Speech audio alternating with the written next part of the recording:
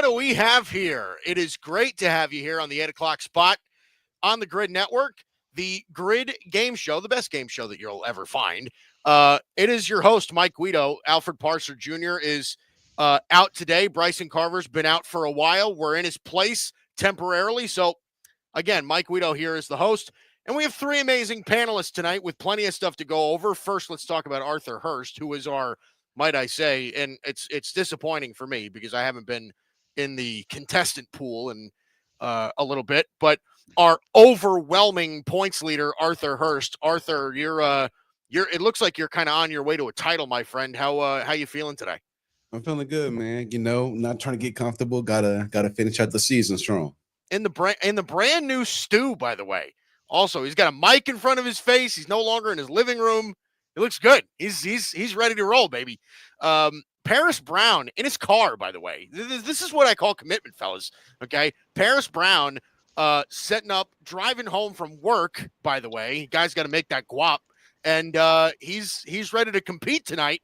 And he, you know, Paris, I believe, if I'm not mistaken, you're second on this leaderboard. You jumped me, which I'm happy about, by the way. But how you feeling, my friend? I'm feeling good, man. You know, just got home from work. Right now, the weather wants to be warm at the moment, so it feels great outside.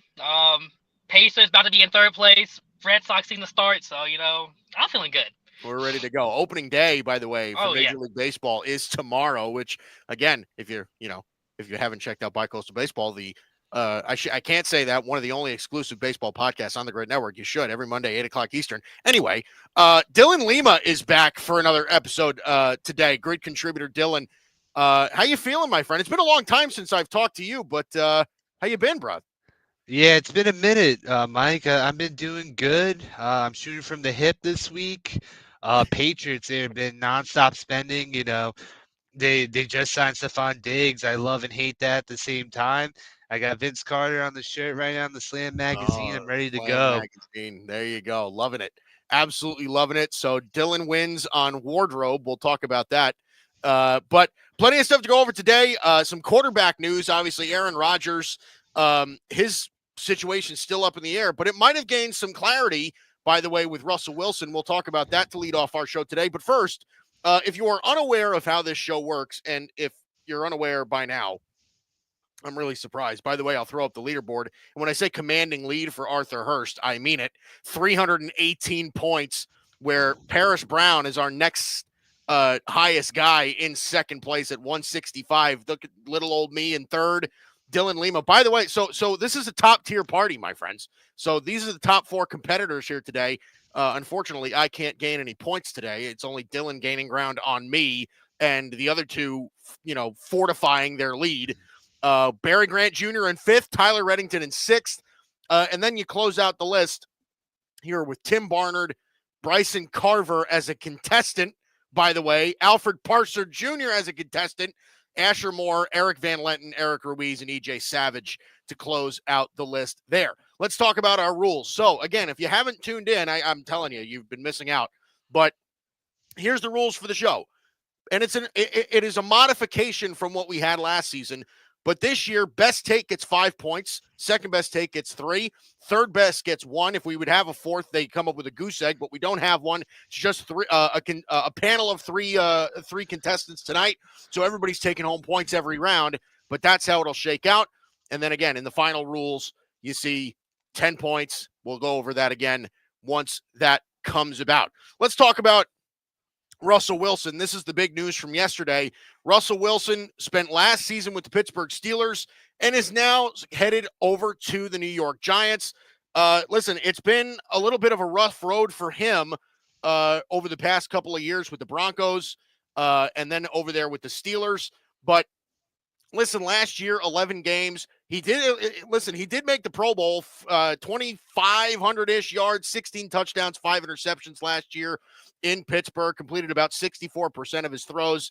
So he is headed over to the Giants, and there could be draft implications. There's all these different kind of things going around about what this could mean for the New York Giants. But let's start with you, Arthur Hurst, because here's how I want to tackle this topic, okay? Brian Daboll's name has been thrown around as a guy who could potentially be on the hot seat right? He's been dealing with Daniel Jones and Tommy DeVito and all these guys at quarterback. Arthur, let me ask you this. Is Russell Wilson the quarterback that Brian Daboll needs to potentially save his job in New York? What do you say? What I'll say to that is the wrong person's job is being called for. The wrong person and Brian Daboll is on the hot seat. Whoever it was that thought it was a good idea to pay Daniel Jones over Saquon Barkley and then let Saquon Barkley go to the Philadelphia Eagles is the one that this question is for. Russell Wilson is not saving Brian Daboll's job. The man, his inaugural year, they went 9-7-1. They won a wild card game against the Minnesota Vikings. The reason why it's been a bit of a downhill. The following season, they had a lot of injuries, right, to Daniel Jones and then to Tyrod Taylor. And then that's when Tommy DeVito, he stepped in, right?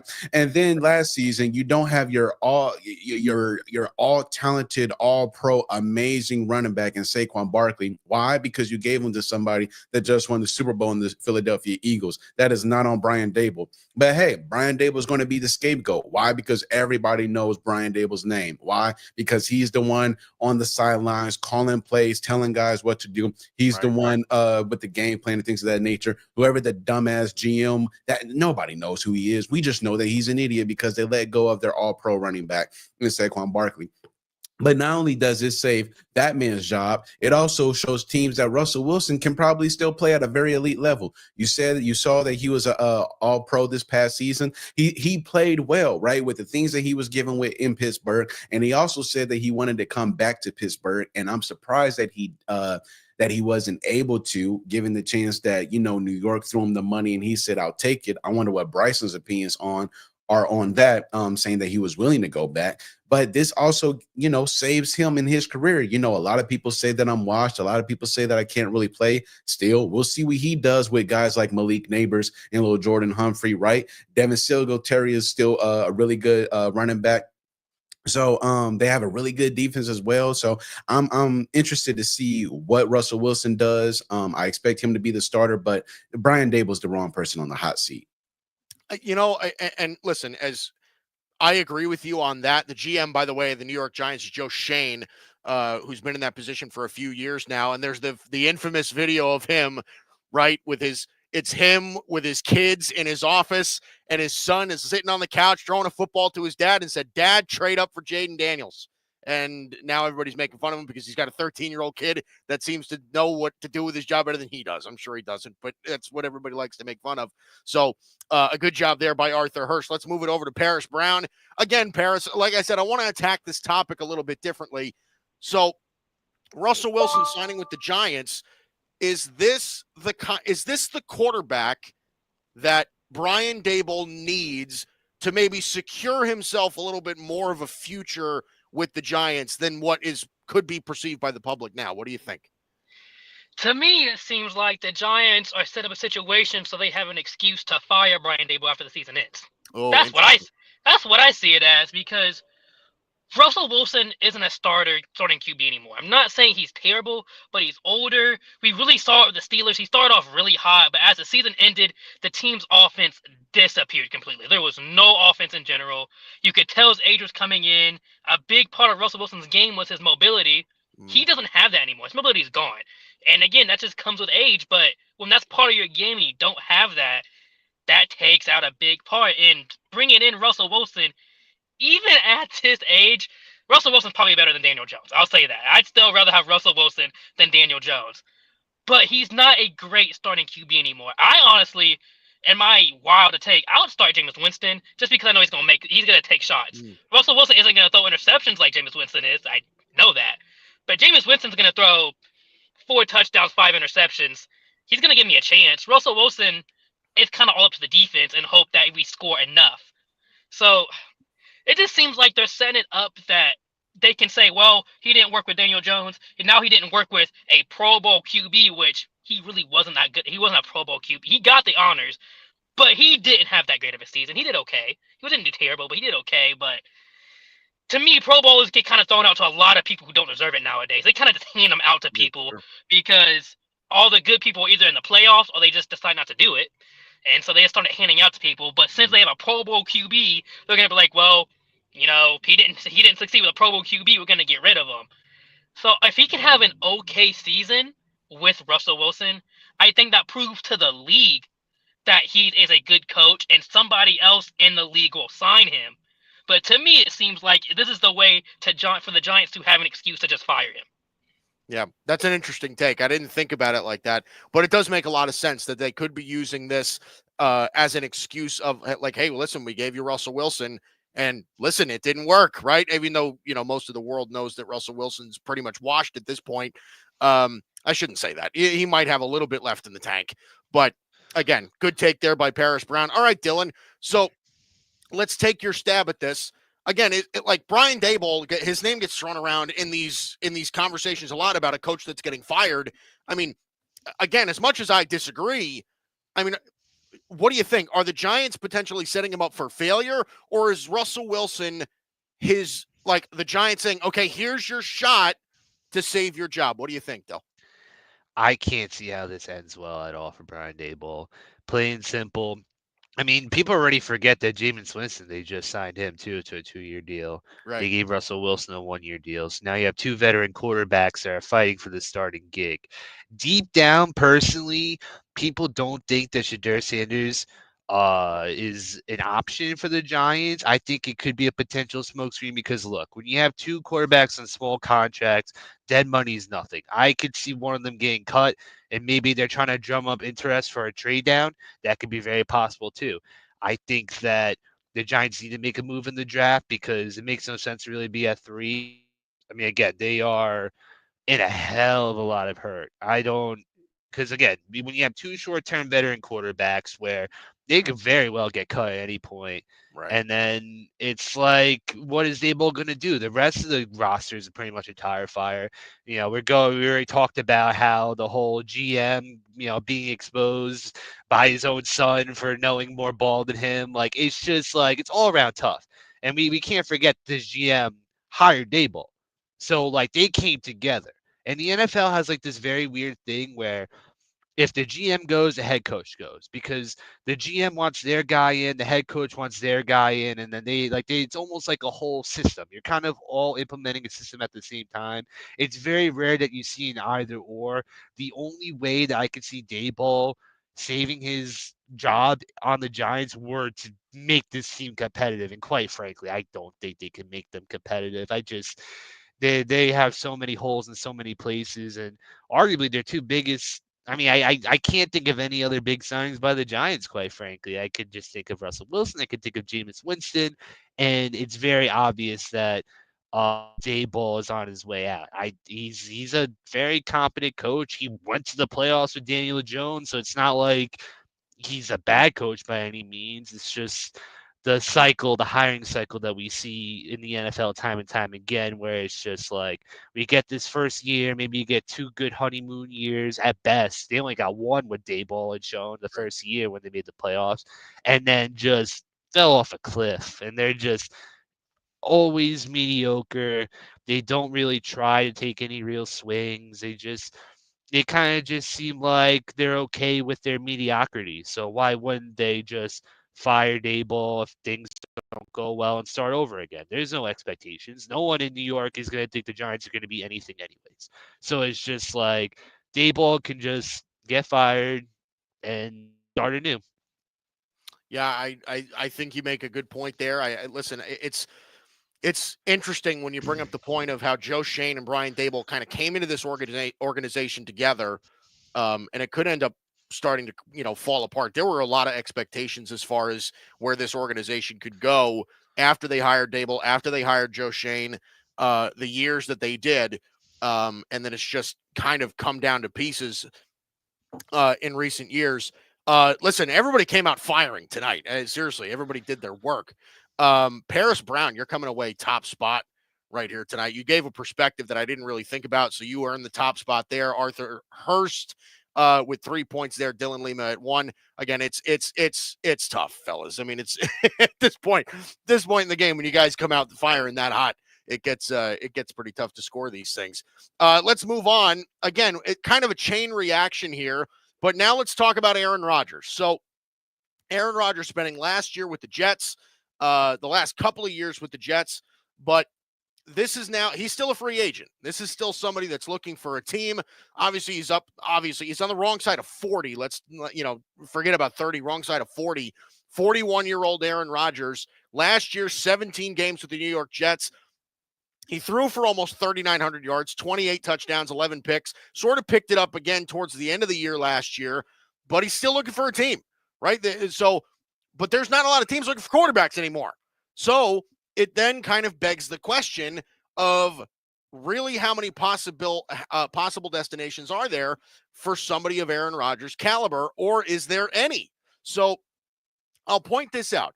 The Steelers have been mentioned in a lot of rumors as far as Aaron Rodgers. They've had meetings at the facility. There's an interesting little connection here between the Pittsburgh Steelers and Aaron Rodgers. So I'll start with you here, Paris. With Russell Wilson signing with the New York Giants, is it almost inevitable that Aaron Rodgers ends up in Pittsburgh? What do you think? It really is starting to look that way. It's starting to seem that the only team you can go to is the Steelers. I mean, when you look around, to me, there's only possibly one other team I could understand him going to, and I don't think this team even is considering it. And to me, the only other team that I could even consider going after Aaron Rodgers is Minnesota, just to give J.J. McCarthy another year to sit behind him where, he can actually develop instead of, having to recover and then taking the team over. Minnesota has all the weapons in the world you could ever ask for on the offense, and that's Aaron Rodgers is part of his career where you need the weapons. There is no building. You need to have the team already there. Minnesota has every weapon you could ask for. You got Jefferson, you got Addison, you got Aaron Jones, you got T.J. Hawkinson. Anything you could ask for on the offense is there. But I think Minnesota is really set on their ways of going with J.J. McCarthy. So I think it kind of makes it inevitable that he goes to the Steelers, because who else is going to pay a 41-year-old QB who's really, his past couple years, his stats have been going down, his team hasn't been winning? I don't really see any other team looking for that. I mean, the Colts need somebody to teach Anthony Richardson, but at the point in Anthony Richardson's career, he's about third, fourth year into it. There's not really time to bring somebody over there to learn and then put him back in. Yep. J.J. McCarthy is really in the only situation where, you can understand them having a veteran for another year or two while he develops and then have him take over. The Steelers seem like to be the only option. The Steelers have no QB. I would have thought they were going to keep Justin Fields. I thought that was the smart move to move on to. Apparently not. And seeing that Justin Fields went to the Jets, it just seems like the only move for Aaron Rodgers, seeing that he's over there, it's going to be the Steelers. They have weapons now.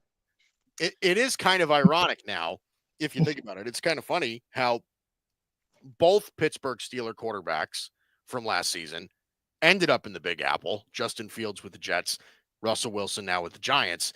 But I agree, Paris. I mean, I think it's almost inevitable that this happens because it's his only spot to go. I mean, if you really think about it, it's, they're only really, the way that I see it, there's only three teams looking for their starting quarterback still, right? The Steelers, the Browns, and the Titans. And that's about it. And you can make the argument that the Browns and the Titans will just run it back with the guys that they've had, but they also have the number 1 and number 2 picks in the draft this year. So it'll be interesting to see how that goes. But let's move over to Dylan Lima. So, Dylan, this is an interesting situation here, right? Aaron Rodgers, he's been, getting bulldozed by the media, by the way.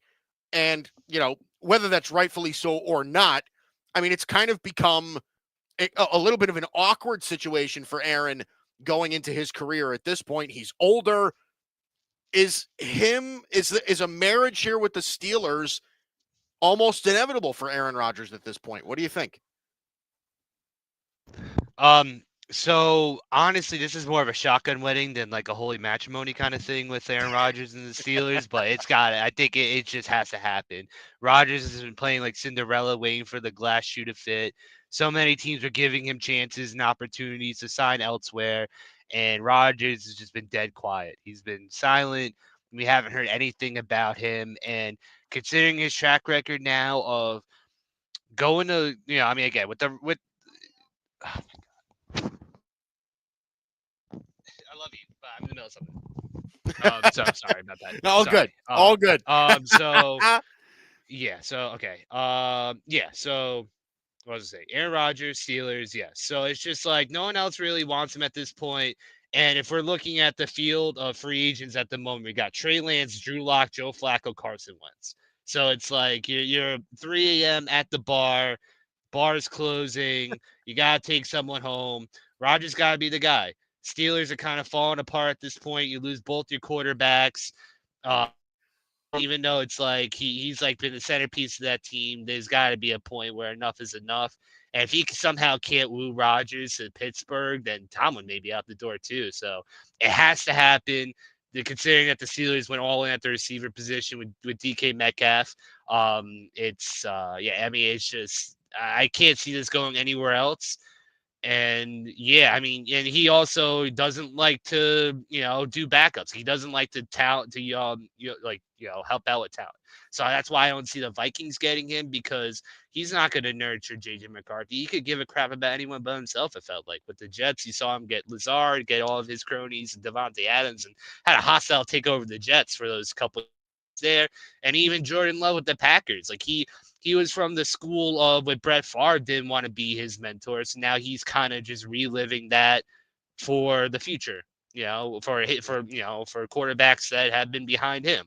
So I think it's rightfully so, because Rodgers kind of is just at an apathetic point of his career where he's just looking for whoever. Like, he doesn't want to win. He's just collecting checks until no one anymore. So it has to be the Steelers. I can't think there's nowhere else I could see this happening. It's more on the Steelers than the Rodgers than anything. Yeah, I forget who said it, but I saw it today where somebody said that Aaron Rodgers is acting like the Steelers need him more than he needs the Steelers, but he's right. Like it's sort of an interesting little situation here. But he's the last chick at the bar here, Dylan. So it's interesting how you brought that up. Oh boy. All right, Arthur Hurst. Like Dylan said, A-Rod's the last chick at the bar.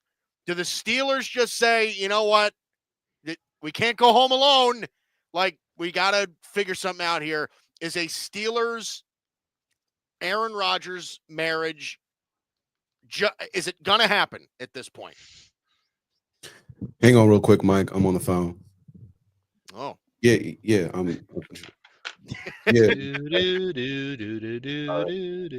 right. Hey, so Aaron wanted me to tell you guys that he's currently still in Costa Rica with Jordan Poyer and Von Miller again for another ayahuasca trip. It's not going to be any phones, for a week. So, luckily, I was one of the last few calls that Aaron Rodgers gave out. It's an honor. It really is an honor and a privilege. You guys really need to give Aaron Rodgers some grace. Okay, look, these things, they take time, right? I really need to see within myself, do I still want to play football? Do I believe I still have it? Where's the best place for me?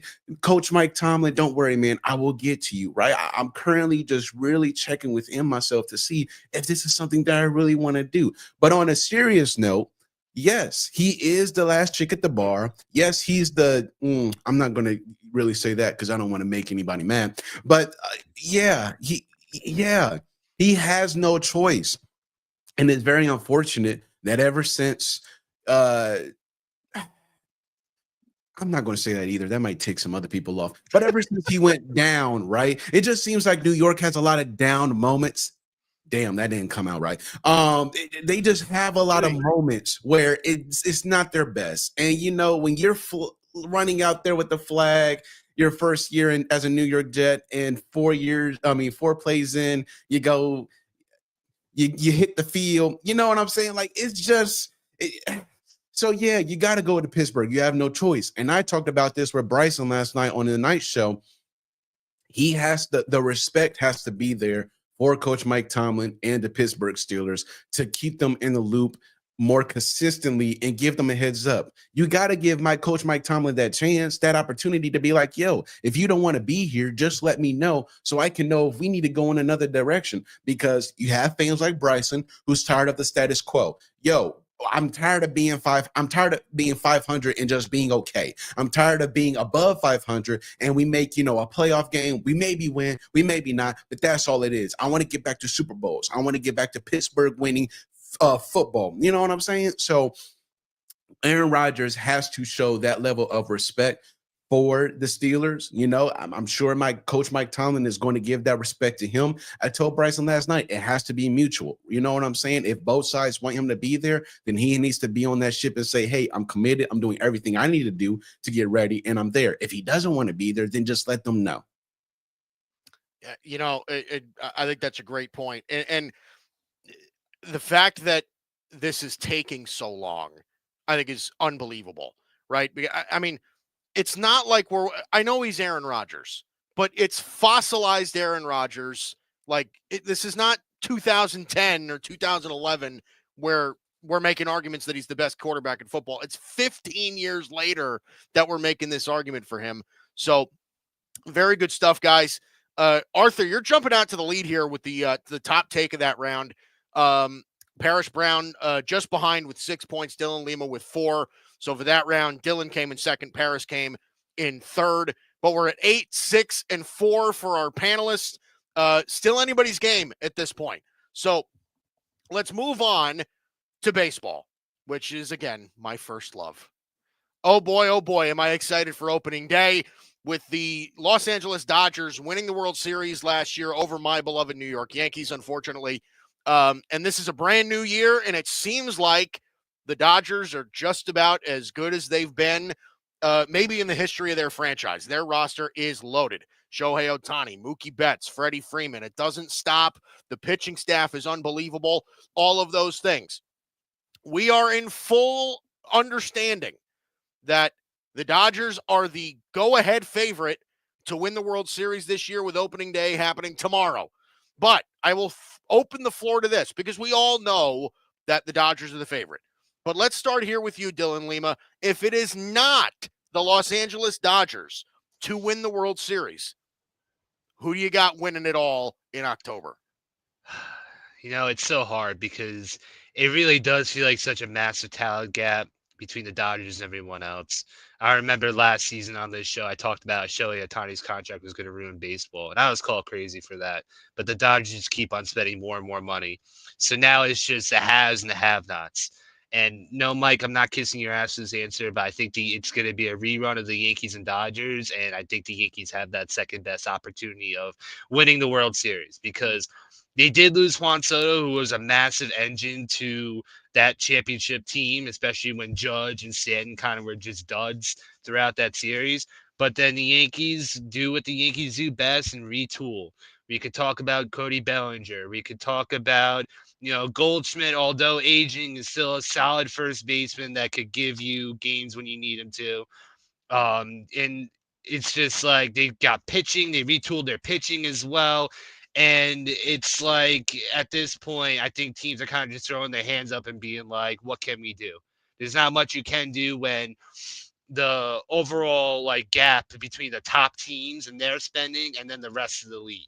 I think the Mets have an outside chance because they were, if they didn't lose to the Dodgers in the World Series, they probably would have been it. They probably would have been a Subway Series in the World Series because the Mets had a magical run, and I think they're overall talented, but the Mets are the Mets, sadly. And I'm as much as a Boston fan hating to give any kind of credit to the Yankees whatsoever. I just think that it's more about, are you a team that's willing to spend money to try to do everything that you can to stop the Dodgers? Because the Dodgers got Snell, they got Shohei, they got, everyone that's coming from Japan wants to come to the Dodgers now. So they're just, they can make their own all-star team. It could be the Dodgers versus the rest of the MLB, if we're being quite honest. So, I think it ends up being the Yankees, and then I don't know where else. I mean, maybe the other contestants can give me another idea of another team, but I think it just ends up being, can you spend money? Can you make the acquisitions to compete with the Dodgers? If not, better luck next year. Well, listen, Dylan, from your lips to God's ears, let's make that happen, baby. Listen, I wish I agreed with you. I really, really do, because with all the injuries the Yankees have had, with Stanton being hurt and Garrett Cole being out for the year, as much as I loved their additions that they made in the offseason after losing Juan Soto, who I no longer respect, by the way. Screw Juan Soto. I don't like him anymore. But I liked their additions, but boy, has it been a little bit of a rough spring. It's a weaker American League, so maybe, but it's, oh man, like I said, we're praying over here in New York. Arthur Hurst, like I said, man, I think most people agree that the Dodgers are head and shoulders above everybody else right now in Major League Baseball with what the roster that they've assembled. I mean, last year they were loaded. This year they got even more loaded. I mean, it's absurd at this point. But let's play a game. Arthur, if it's not the Dodgers, then who is it to win the 2025 World Series? So let me see real quick. Mike, let's see. The Dodgers got Blake Snell. Okay. They got Roki Sasaki. Okay. Let's see. What else? They re-signed Clayton Kershaw. Okay, cool. Let's see. Mookie Betts is still there. Shohei Ohtani is still. Hold on. Why is this a question? I'm sorry. I get we want to play the game. I really do. I ain't got time for games. It's 8:32. When I leave here, I'm going to eat dinner. Okay. Why are we playing this game like the Los Angeles Dodgers can't win for however long they want to win? They are literally loaded. You know what this is the equivalent of? This is the equivalent of 2K, NBA 2K. You know how like they have the all-time teams, right? This is like the Boston Celtics with Paul Pierce, Bill Russell, Larry Bird. Who else you want to put in there? Rajon Rondo. Who else? Kevin Garnett. This is the Los Angeles Lakers with LeBron James, with Shaq, with Kareem, with Magic, with James Worthy, Byron Scott, all of them. They are loaded. The only team that can beat the Brooklyn Dodgers, the Los Angeles Dodgers are the Los Angeles Dodgers. The New York Yankees have a chance, right? Even with Garrett Cole going down, they have a chance. It's the Yankees. Why would you ever disrespect somebody who is used to winning baseball and wanting to be in this position? And they made a heck of a run last year. Even though they lost Juan Soto, you still have Aaron Judge. Your only thing is, can he come through when it's playoff time? And then you have Juan Soto go to the Mets, right? Who knows? The Mets might show us something. But the Los Angeles Dodgers do. The Los Angeles Dodgers will beat themselves, barring injury. You know what I'm saying? Health wins the playoffs. We see that in every single team sport. Health wins the playoffs. As long as they stay healthy, as long as they're consistent, they're going to have their lows. Every single great team does. They have their lows, but they're going to have plenty of highs. And when they get hot at the right time, that's when everybody's going to say, we should probably get ready for next year. See who's going to be on the draft for next year. See who's trade eligible for next year. Right? It's the Los Angeles Dodgers. I don't really want to hear about anybody else. Yeah, I was wondering whether somebody was going to say that exact thing of just like it's the right answer is no one because it's going to be the Dodgers. Everybody else is just playing for second place at this point. Listen, man, I agree. I think it's the Dodgers, and then it's the Dodgers and the Dodgers and the Dodgers and the Dodgers. But who knows, man? Like I said, it's baseball, and people got to remember this also. As I throw it over to Paris, the Dodgers weren't healthy last year.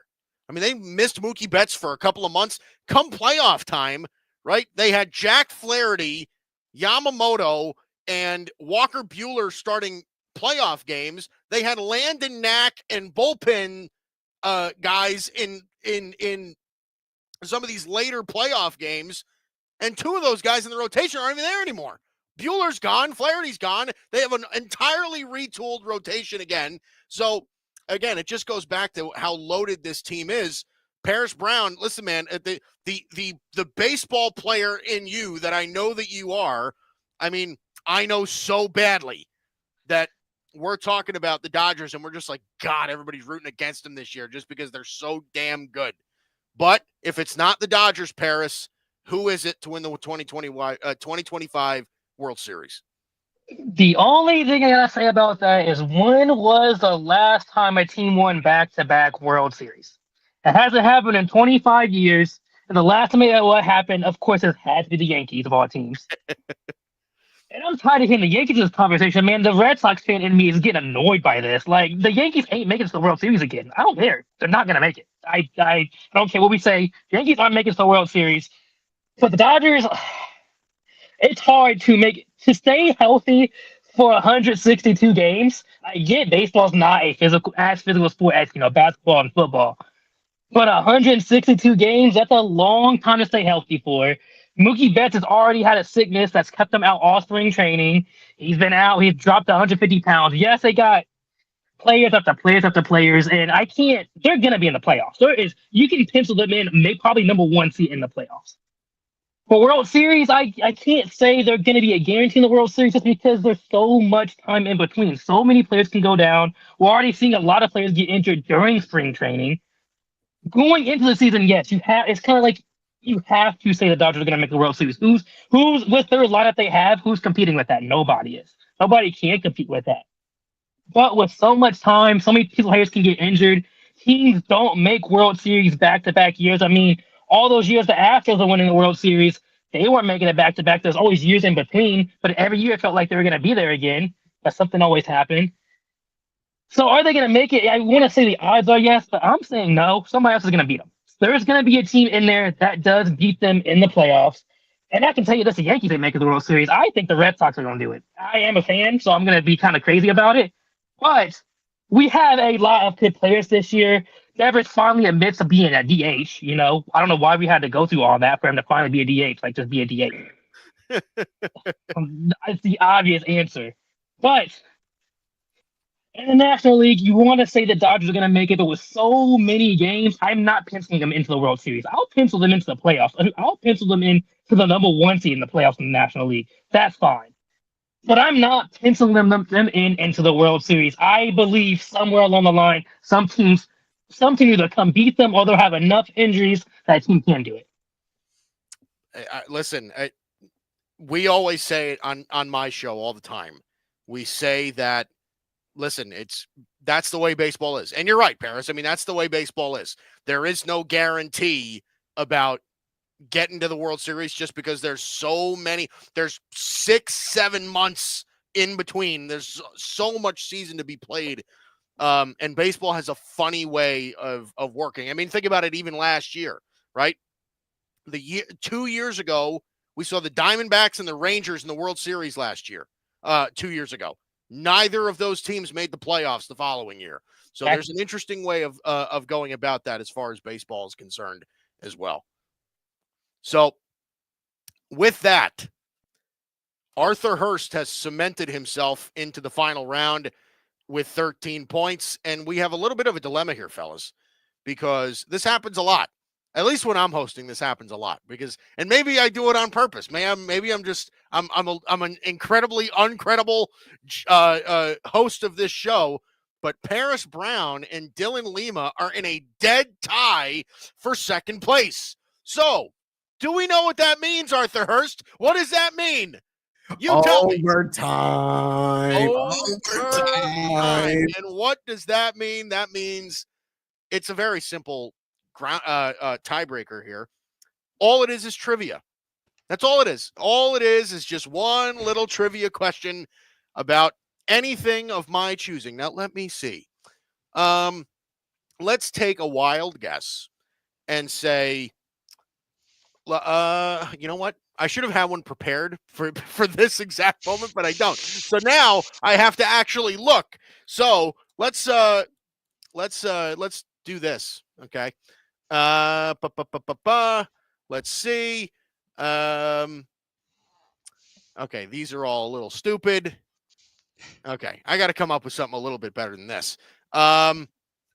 I thought you'd have one prepared for the sake of this bit. yeah, thanks, Dylan. I can make you lose. By the way, it's factual. Trivia is factual. You can't make me lose. No, I understand. All right. Let's. You know what? Let's just go with this. First one to buzz in takes the heads over to the final round. What team won the first Super Bowl? Packers. The Green Bay Packers. Dylan Lima takes it home and heads to the final round. Unfortunately, Paris Brown, that means that you are eliminated. That is what you get for doing the show in your car, my friend. No, I'm totally playing with you. I'm playing with you. Hey, man, gotta get this money, man. Oh, man. So good stuff from Paris Brown tonight. But we do have a final round with Dylan Lima and Arthur Hurst. So do we know what this means, guys? Again, we go over the final rules every show, but it's winner take all, baby. Best take gets 10 points. Loser gets nothing. And the winner gets the victory lap in the show. So here we go with this. Let's talk about Bronny James, because we all know how much we love talking about Bronny James. All right. But listen, there's something here. Bronny James just dropped 39 points in a G League game. He just had his career high. He scored 17 points. He just had just a couple of or whatever it was, a few days ago, a week ago or so.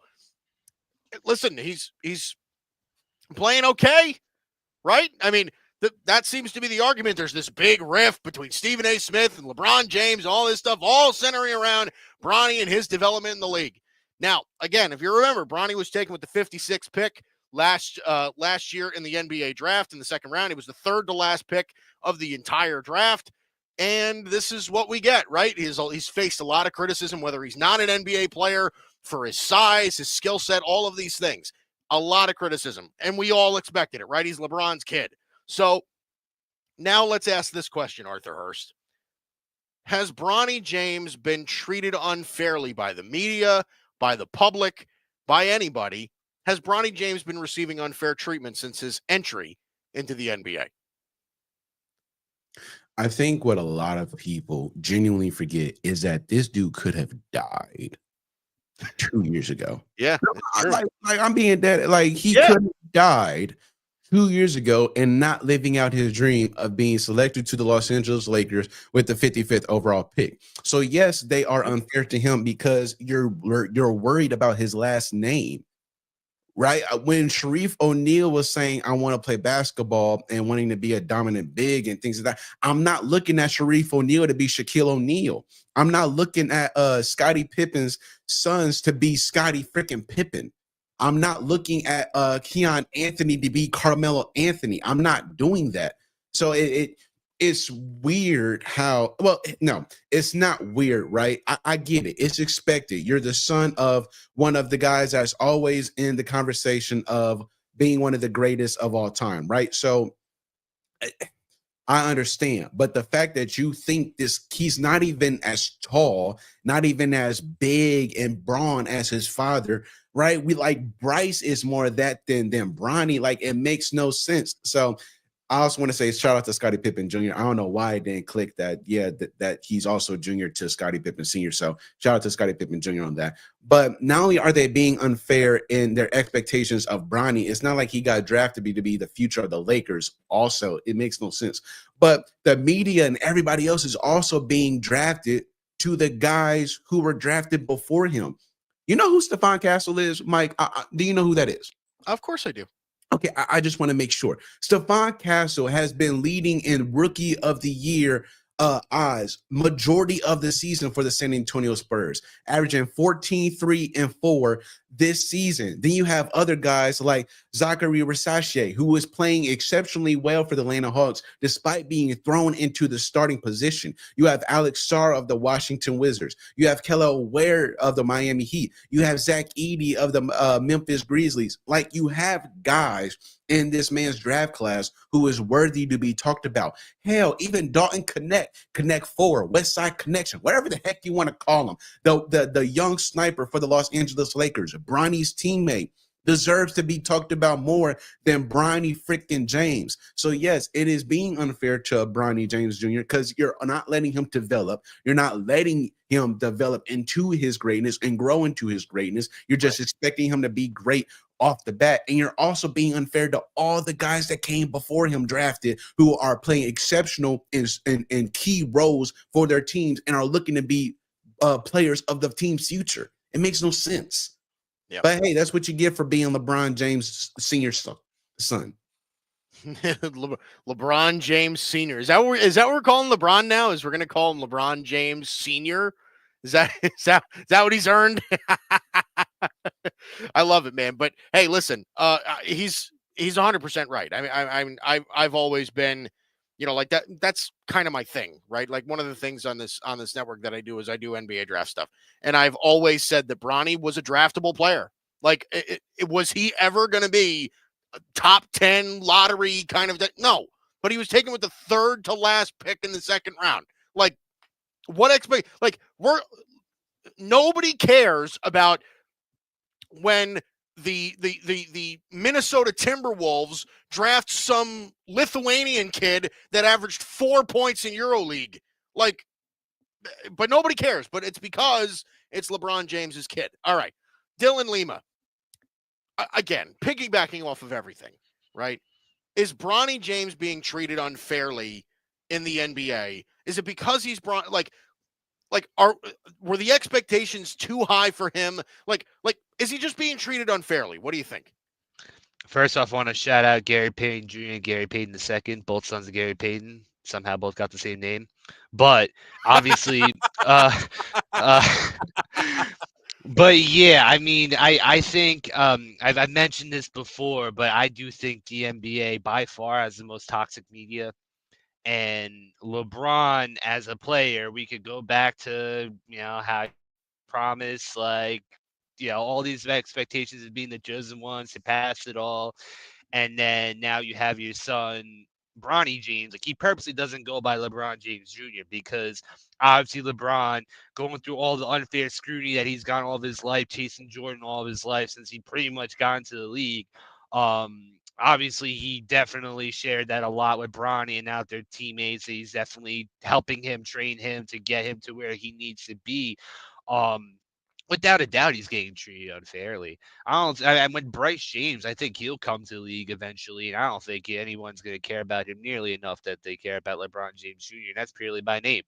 And it just kind of goes by. I remember during the draft talks about him where people were treating him like he was nothing special, that he wasn't, didn't deserve to be in the NBA, that he's only going to the NBA because of his dad.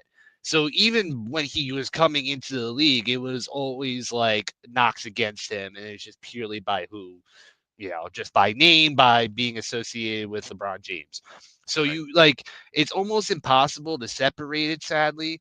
It's just a matter of, I mean, Bronny just kind of has to weather it, sadly, unless the media landscape changes to not be as toxic and just negative to any kind of up and coming talent. It's just he's gonna have that microscope on him.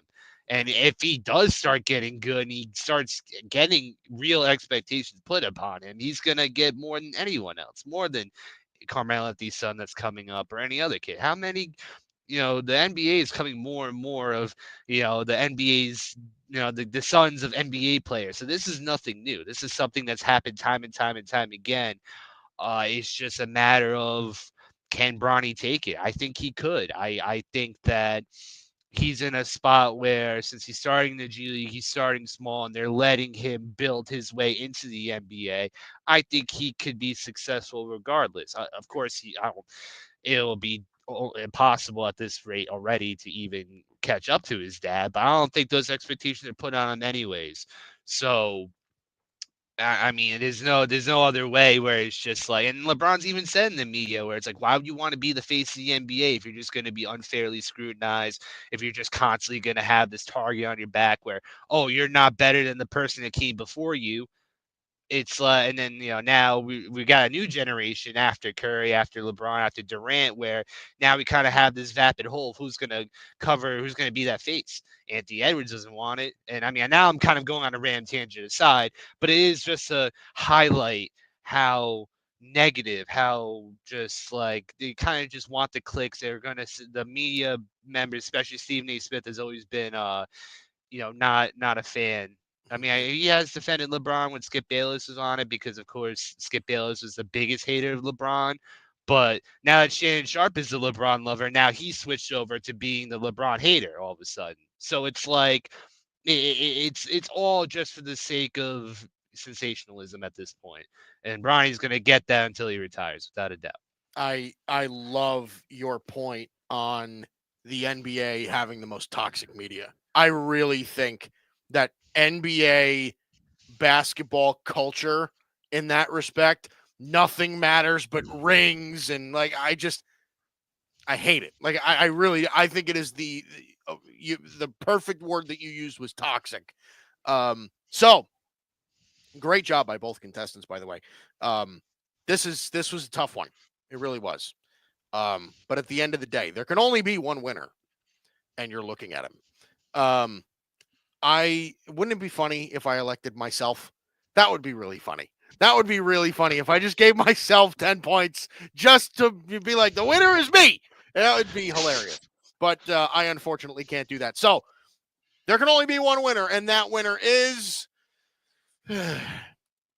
Arthur Hurst. Here we go again with this capitalizing on his lead. Drives me insane. It's never going to end, is it? It's never going to end, is it, Arthur Hurst? Play the music for the man, please.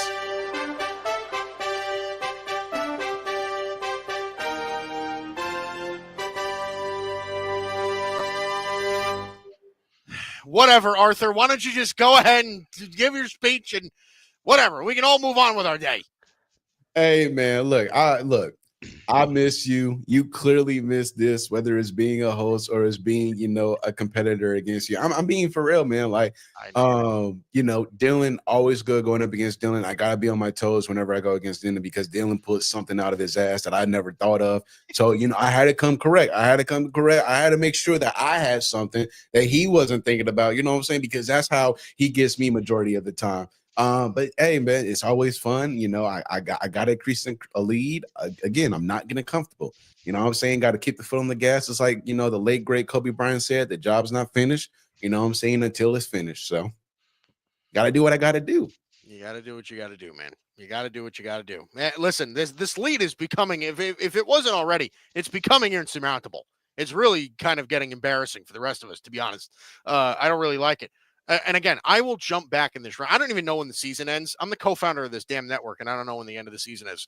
But it doesn't matter. Once I jump back in this ring, I'm telling you right now, dude, I'm coming for it. I'll score 200. I will score 200 unanswered points. I will. I'll do it. I'm getting all worked up now. Got to check the pulse a little bit and make sure I don't get worked up. But all right. Congratulations to Arthur Hurst on yet another 8 o'clock spot victory. Great job again by Dylan Lima and Parrish Brown, our other two contestants for tonight. Really, really great show tonight, fellas. And again, we really came out firing tonight. And again, if you've missed the 8 o'clock spot before, this is your first episode. We are here every, I don't know, we'd like to say Tuesday. Let's try to keep it at Tuesday. Tuesday night, 8 o'clock Eastern. I know tonight's Wednesday, but whatever. Who cares? It's Tuesday, 8 o'clock Eastern, just like it says on the show. This is the 8 o'clock spot. I'm your host, Mike Guido, filling in for Alfred Parser Jr., double filling in for Bryson Carver. So we will see you next time. It has been an absolute pleasure, and make sure that you tune in next time. Check out the grid and all the content here. We will see you next week.